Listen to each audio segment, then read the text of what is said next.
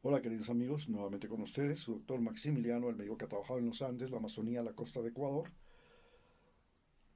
muy cerca del Océano Pacífico, en Galápagos, y que hoy día les va a hablar acerca de la salud y la vida en las Américas, cuando en las Américas estamos viviendo,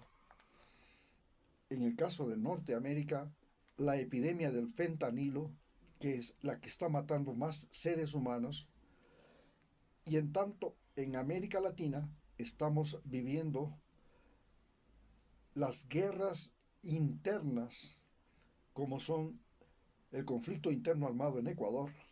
y la guerra al narcotráfico en Colombia y México. Estas son las principales causas de mortalidad en el planeta Tierra. Pero además, como este continente se extiende desde el Ártico hasta la Antártida, tenemos el problema del cambio climático. Y el cambio climático también trae consigo enfermedades, pero, como vuelvo a repetir, aparentemente estas enfermedades, en su mayoría transmisibles, incluido el SIDA, las drogas y la violencia, se han convertido en las principales causas de muerte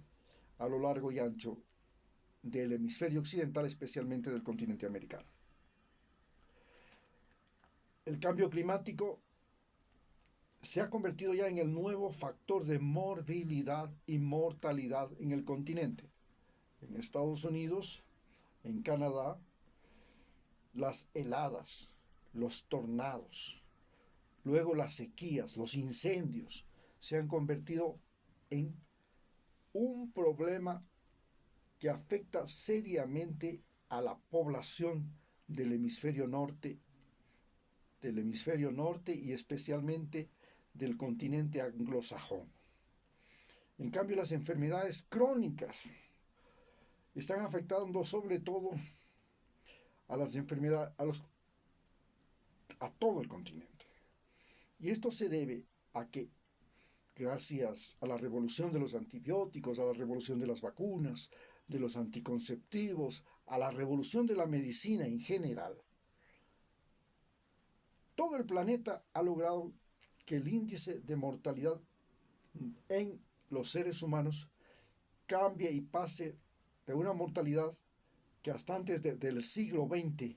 era de menos de 50 años, en que ya las personas, se podía decir, estaban vísperas de la muerte, a una mortalidad en que estamos hablando de que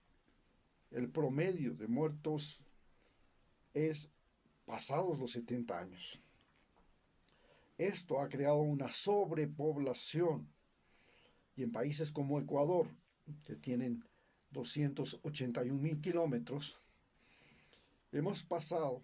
de una población que apenas tenía 8 millones hasta los años 60, 70, 80, y de los años 80 hasta esta fecha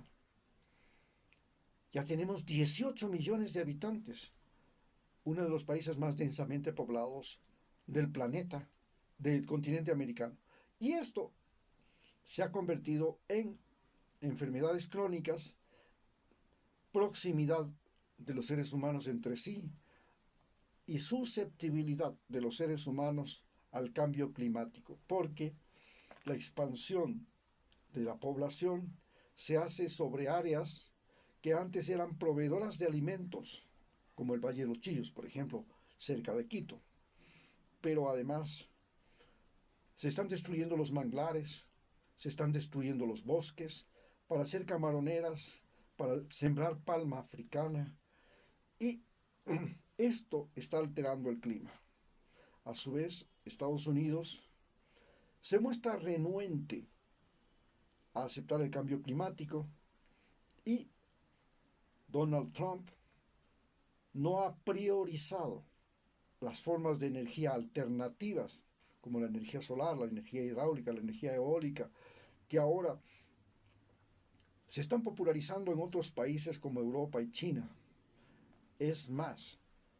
señala a Europa de que es una estupidez lo que está haciendo, preocuparse por las energías renovables más que por la migración, cosa que Estados Unidos considera una torpeza de Europa. En cambio, los europeos consideran que es una torpeza de Estados Unidos preocuparse más por la migración que por el cambio climático y por la contaminación ambiental, cuando Estados Unidos es, en este momento, inclusive más que China, el principal contaminador del planeta Tierra. Pero no solamente se trata de un problema de contaminación, sino que desde que Estados Unidos es el eje de la política mundial, especialmente desde el 92 hasta la fecha, el mundo unipolar que se llama, la sociedad humana, la gente en el planeta Tierra, se ha vuelto un consumidor insaciable. El plástico, los plásticos de un solo uso, la contaminación atmosférica, la reducción de las especies, la extinción de las especies, la desaparición de los bosques, los incendios, se han convertido ya en un problema global, porque el ser humano ha convertido al consumismo al estilo norteamericano en una moda, en una forma de vivir, en un estatus. Nadie quiere dejar de tener un automóvil, nadie quiere dejar de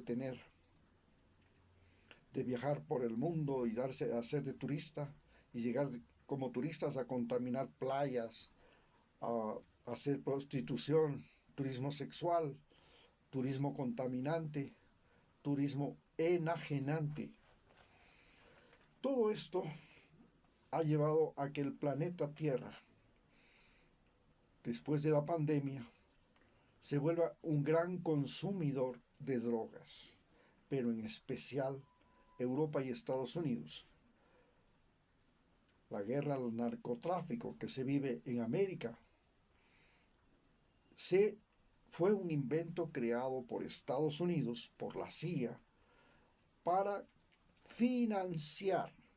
a los paramilitares que luchaban contra el gobierno sandinista. Más tarde, la guerra al narcotráfico se convirtió en un mecanismo para combatir a las FARC en la frontera entre Ecuador y Colombia. Actualmente, la guerra al narcotráfico se ha convertido en un mecanismo para tener el control sobre países como por ejemplo Ecuador,